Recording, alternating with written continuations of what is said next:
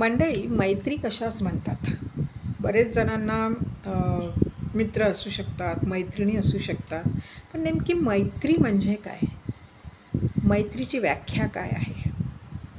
कारण मैत्री ही आपल्याला आयुष्य जगण्याची भरारी देते आणि मैत्री आयुष्य संपवण्याची उमेद संपवते. त्यामुळे मैत्री म्हणजे काय हे खूप जणांना कळलेलं नसतं. कारण कर्णासारखी मैत्री करणारे फार कमी लोक आहेत. अगदी म्हणजे अगदी 1% कर्णासारखी मैत्री करणारे.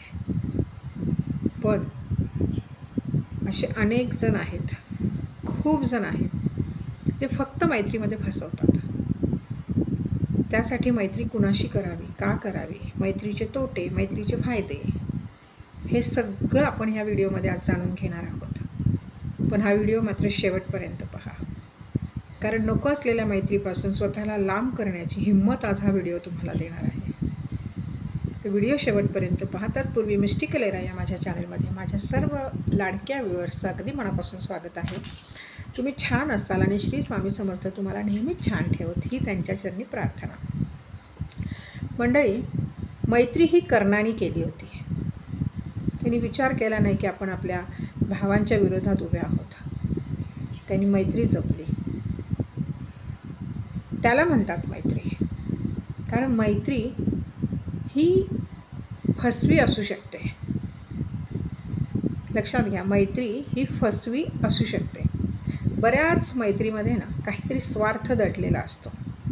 त्याची कल्पना मात्र कधीच आधी येत नाही की नेमकं ह्या मैत्रीमध्ये काय असतं आणि काय होतं. पुढे जाऊन कळतं की ही मैत्री मी केलीच का? ही मैत्री खरंच करण्याची गरज होती का? कारण त्या मैत्रिणी एखाद्या व्यक्तीचं आयुष्य उद्ध्वस्त होतं, तर एखाद्या मैत्रिणी एखाद्या व्यक्तीचं आयुष्य भरभरून फुलवलं जातं. तर एक स्त्री असेल ना, तर तिला मैत्रिणी असू शकतात, मित्र असू शकतात, बरोबर. पण मित्र कुठले असू शकतात की जे अगदी पाठीशी मित्र म्हणूनच खंबीरपणे उभे राहतील, हे मित्र. वाह्यात काहीतरी नजरेने पाहणारे, काहीतरी वेगळी आशा ठेवणारे, हे मित्र नाहीत. अशा लोकांनी लांबच राहावं आणि अशा लोकांपासूनही लांब राहावं. जे आपलं भलं व्हावं यासाठी धडपडतात, ते मित्र. हिचा संसार सुखाचा चालावा, ही जी समज ज्याच्यामध्ये असतं ना, तो मित्र. पण हिला मी बर्बाद करीन किंवा ही व्यक्ती मला त्रास देते किंवा ही व्यक्ती मला मिळाली नाही म्हणून मी आणखीन कुणाला ती मिळू देणार नाही, तिला उद्ध्वस्त करीन, ही मैत्री नाही, ही वासना. त्यामुळे आजचा विषय हा फक्त मैत्रीवर आहे. अशा बरबटलेल्या वासनांच्या कुठल्याही व्यक्तींविषयी नाही आहे. तर मैत्री म्हटलं की आपल्याला फक्त कर्ण आठवतं, राधा आठवते, कारण कृष्णाची ती मैत्रीण होते. पण आत्ताच्या जगामध्ये खरंच अशी मैत्री करणारे कोणी भेटणार आहे का? आणि जर असतील तर ती लोक खरंच खूप भाग्यवान आहेत, नशीबवान आहेत. मला मात्र अशा मैत्रिणी भेटलेल्या आहेत. मी खरंच नशीबवान आहे. स्वामी कृपेने प्रचंड नशीबवान आहे मी. मला जेव्हा सुरुवातीला माझा बिझनेस सुरू करायचा होता ना मंडळी, कोणाला विश्वास बसो न बसो, माझी ती मैत्रीण आजही आहे आणि मीही इथे आहे. तर माझ्या त्या मैत्रिणींनी जेव्हा मला प्रथम बिझनेस सुरू करायचा होता, माझ्याकडे काहीही पैसे नव्हते, प्रचंड वेगळ्या उमेदीने मी ठरवलेलं की मी तो बिझनेस सुरू करेन म्हणून. आणि जेव्हा मला बिझनेस सुरू करायचा असताना, माझ्याकडे काहीही नसताना, माझ्या त्या मैत्रिणींनी, आमची ओळख म्हणजे जुजबी ओळख होती, पण तिने मला मनापासून अगदी तिची मैत्रीण मानलं होतं आणि मीही तिला मनापासूनच मैत्रिणीच्या माझ्या त्या आलेखात बसवलेलं होतं. माझ्या त्या मैत्रिणीने माझ्यासाठी तिचे स्वतःचे दागिने गहाण ठेवले आणि मला हातात पैसे आणून दिले. ही गोष्ट आहे मंडळी 97 सालची, 1970 सालची ही गोष्ट आहे, 1997. आणि माझी ती मैत्रीण आज खूप छान पदावर काम करते आहे मारुतीमध्ये. दुसरी माझी एक मैत्रीण आहे की जेव्हा पुन्हा अशी वेळ आलेली की मला गरज होती आणि ती माझ्यासाठी उभी राहिली. तिने तर लिटरली तिचे दागदागिने विकले आणि माझ्या हातात 10 लाख आणून दिले. ती एक मैत्रीण.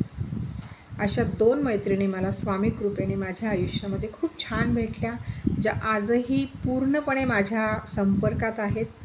आजही आम्ही एकमेकींसाठी भरपूर काही करत असतो. म्हणजे कधी आमच्या मैत्रीमध्ये स्वार्थ आला नाही. ही मैत्री. आम्ही कधीही आमच्या आयुष्यावर बाकीचं कधीच काही बोललो नाही. नेगेटिव्ह तर आम्ही बोलतच नाही. आणि माझ्या त्या दोघी मैत्रिणी मला तितक्याच हवेशा आहेत जितके मला माझे स्वामी हवेसे वाटतात. तर सांगायचं तात्पर्य की तुमच्या जवळचं असं एखादी मैत्रीण असेल किंवा मित्र असेल तर खरंच त्यांना जपा. कारण त्यांच्यासारखं दुसरं कोणीही तुमच्या आयुष्यात येऊ शकत नाही. कारण ते तुमच्या मैत्रीची जी ऊर्जा आहे ना तीच वेगळी आहे. आपण म्हणतो की पृथ्वीवर आपल्यासाठी देवदूत आलेले आहेत, एंजल्स आलेले आहेत. तेच तर आहेत आपले एंजल्स, जे आपल्याला मदत करतात. तेच खरे एंजल. त्यांनाच ती बुद्धी, सद्बुद्धी भगवंत देतो. आपण त्यांना काहीतरी मागच्या जन्मीचं लेणं देणं असेल म्हणूनही असेल कदाचित की या जन्मी आपल्याला त्यांच्याकडनं मदत झाली. पण मंडळी, जागतेपणी भौतिक जगामध्ये जर आपल्याला कोणी मदत करतंय तर अलभ्य लाभ आहे हा. तो सोनेरी क्षण आहे. तुम्ही नशीबवान आहात की तुम्हाला असे मित्र मैत्रिणी तुमच्या आयुष्यामध्ये मिळालेले आहेत. त्यांना जपा. पण काही जण असे असतात की मैत्री म्हणून घरात शिरायचं आणि जिला मैत्रीण म्हणतो तिच्याच नवऱ्यावर डोळा ठेवायचा. बरोबर ना? आणि असेच काही नवऱ्यांचेही मित्र असतात की मित्र म्हणून घरात शिरायचं आणि ज्याला मित्र म्हणतो त्याच्या बायकोवर डोळा ठेवायचा. अशा मित्रमैत्रिणींना सगळ्यात पहिले दूर करा. कारण त्यानं तुम्ही फक्त आणि फक्त उद्ध्वस्त होणार आहात. मैत्री ही दाराच्या बाहेर ठेवा. घरात शिरून लुडबुड करणारी मैत्री काय कामाची. बालपणाची एखादी खरंच सख्खी मैत्रीण असेल तर हरकत नाही. नव्याने जपलेल्या मैत्रिणी आणि नव्या आपल्या आयुष्यात आलेल्या मित्रमैत्रिणींना थोडं दाराच्या बाहेरच ठेवा. तुम्ही बाहेर भेटा की कॅफे आहेत, मोठमोठे क्लब आहेत, रेस्टॉरंट आहेत, खूप काही आहे बाहेर भेटण्यासाठी. खूप सुंदर आता तर गार्डन्स पण सगळीकडे आहेत. तुम्ही बाहेर भेटू शकता. एखाद्या मोठ्या मॉलमध्ये भेटू शकता.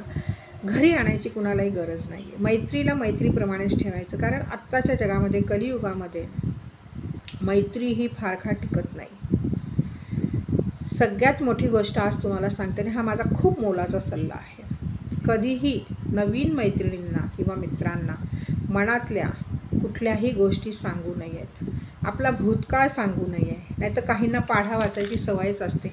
माझं असं होतं, माझं तसं होतं आणि मी किती त्रासातनं गेली आणि माझं असं झालं आणि माझं तसं झालं आणि माझ्या घरात असं आहे, माझ्या घरात तसं आहे. काय गरज आहे? काय आपल्या घरातलं आपण कुणाला सांगायची? मुळात सांगू नये. झाकली मूठ 1.25 लाखाची हे जुनी लोक बोलतात आणि अगदी फॅक्ट आहे बरं काय. तुमच्या एका मैत्रिणीला जर तुम्ही तुमचा प्रॉब्लेम सांगितलात बरोबर, तर ती तो तिसऱ्याला सांगणार.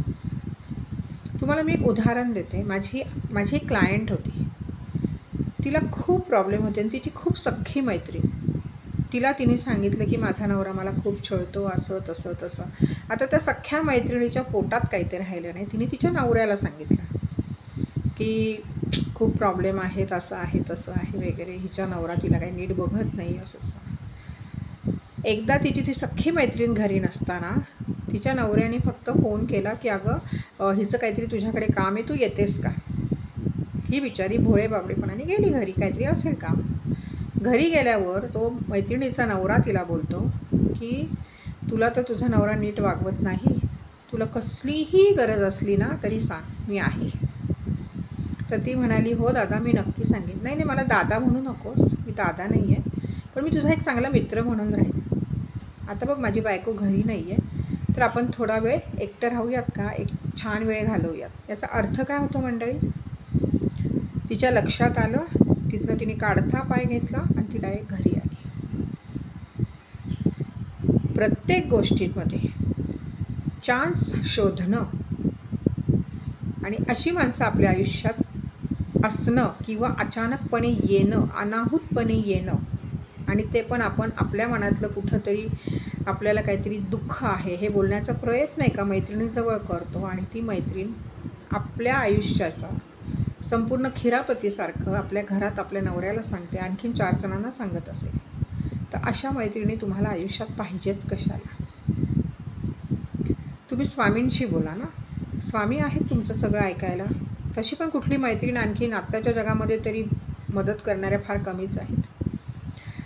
तुम्हाला चढवणाऱ्या जास्त आहेत. जर तुमच्या घरामध्ये प्रॉब्लेम्स आहेत आणि तुम्ही जर प्रॉब्लेम सांगत बसलात ना, तर ती मैत्रीण म्हणेल, अरे बापरे, तू कशाला सहन करते, असं कसं करते, तसं कसं करते, सरळ घर सोड, सरळ जा कोर्टात, सरळ हे कर. असे सल्ले आजच्या मैत्रिणी देतात. आणि मंडळी, अशी अनेक उदाहरणं आहेत की अशा बायकांनी ज्या मैत्रिणींनी सांगितल्यामुळे कोर्टाच्या पायऱ्या चढल्यात आणि त्या मैत्रिणी मात्र त्यांच्या संसारामध्ये एकदम छान आहेत. बरं, तुम्ही विचारायला गेला होता, तुम्हाला निर्लज्जपणे उत्तर देतील, मी सांगितलं होतं तुला तुझी अक्कल नव्हती का, तेव्हा तुम्ही काय कराल. म्हणून सांगते की आपल्या अक्कलेचंच वारं घ्या. आपल्या विचारांची तफावत जी आहे ना, की कोणीतरी हवे, कुणाला तरी सांगायचं आहे, तर स्वामींशी बोला. तुम्ही ज्यांना मानता त्यांच्याशी बोला. तुमच्यासमोर तुमचं जे शक्तिस्थान, जे श्रद्धास्थान आहे ना, तिथे तुम्ही बोला, तिथे नतमस्तक व्हा, तिथे अश्रू डाळा. इतरांना सांगायला जाऊ नका, त्यांनी तुमचीच पंचायत होणार आहे, पण बाकी काहीही होणार नाही, मार्ग मिळणार नाही. एखाद्या पुरुषाला मित्र म्हणालात, तो मित्रासारखाच मित्र असावा, ओरबाडणारा मित्र नसावा.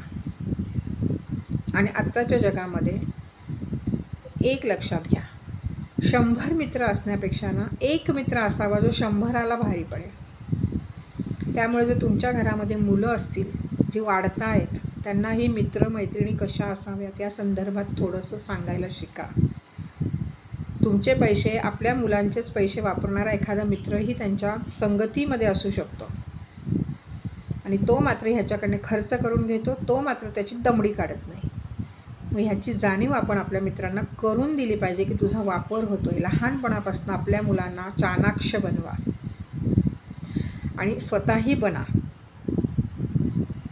चौफेर नजर असणं वाईट नाही आहे, पण चौफेर स्वतःला वाटत सुटणं अतिशय वाईट आहे. त्याच्यामुळे मैत्री करताना आपण कुणाशी करावी, त्या मैत्रीमध्ये आपण किती बोलावं, त्या मैत्रीची मर्यादा काय असली पाहिजे, त्या मैत्रीबरोबर आपण कुठे कुठे जाऊ शकतो, त्या मैत्रीला आपल्या घरात स्थान आहे का, आपल्या मनात तरी स्थान आहे का, की फक्त आपल्या आयुष्यात स्थान आहे, हे मात्र तुम्हाला ठरवता यायला पाहिजे. नाहीतर मैत्रीच्या त्या गोड शब्दाच्या गुरफट्यामध्ये तुम्ही गुंफून जाल आणि ते वादळ असं तुमच्या आयुष्याला उद्ध्वस्त करून जाईल ना मैत्रीचं, की तुम्हाला सावरता येणार नाही. तुम्ही लडखडतच राहाल, तुम्हाला साधं सरळ उभं राहता येणार नाही. त्यामुळे अगदी पोटतिडकीने सांगते की मैत्री करताना सावध होऊन मैत्री करा, आंधळी मैत्री करू नका. या जगामध्ये मैत्रीच्या लायक असं कोणीच उरलेलं नाही आहे. फुकटचे सल्ले कुणालाही द्यायला जाऊ नका, कारण तुमचे फुकट दिलेले सल्ले काडीमोल असतात. मैत्रीमध्येही नाही, जोपर्यंत तुम्हाला कोणी विचारत नाही तुम्ही कुणाला सांगायचं नाही, सल्ला द्यायचा नाही आणि फुकटचे सल्लेही कुणाकडनं घेऊ नका, कारण ते सल्ले कितपत तुम्हाला उपयोगी पडतील किंवा रास्त असतील, परफेक्ट असतील याची खात्री तुम्ही तुमच्या त्यांच्या त्या सल्ल्यांना अंमलात आणून खात्री नाही करून घेऊ शकत. एखादं पाऊल जरी वाकडं पडलं ना एखाद्याचा सल्ला ऐकून, तर पूर्णपणे नेस्तनाबूत व्हाल.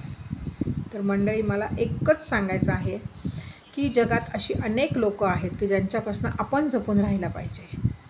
आपल्याला कळलं पाहिजे, वेळोवेळी कळलं पाहिजे की ह्या व्यक्तीबरोबर मी कितपत संबंध ठेवू शकते, कितपत नातं वाढवू शकते. जिथे गरज नाही आहे तिथे नातं वाढवायला जाऊ नका. जिथे गरज नाही आहे तिथे अनोळखी व्यक्तीशी अननेसेसरी बोलायलाही जाऊ नका. त्याला लगेचच घरचं मानू नका, लगेच त्याला घरी आणून बसवू नका. त्याने तुम्हीच उद्ध्वस्त होणार आहात. आणि हे मी फार पोटतिडकीने सांगते, कारण माझ्या बऱ्याच क्लायंटकडनं मी हे ऐकलेलं आहे.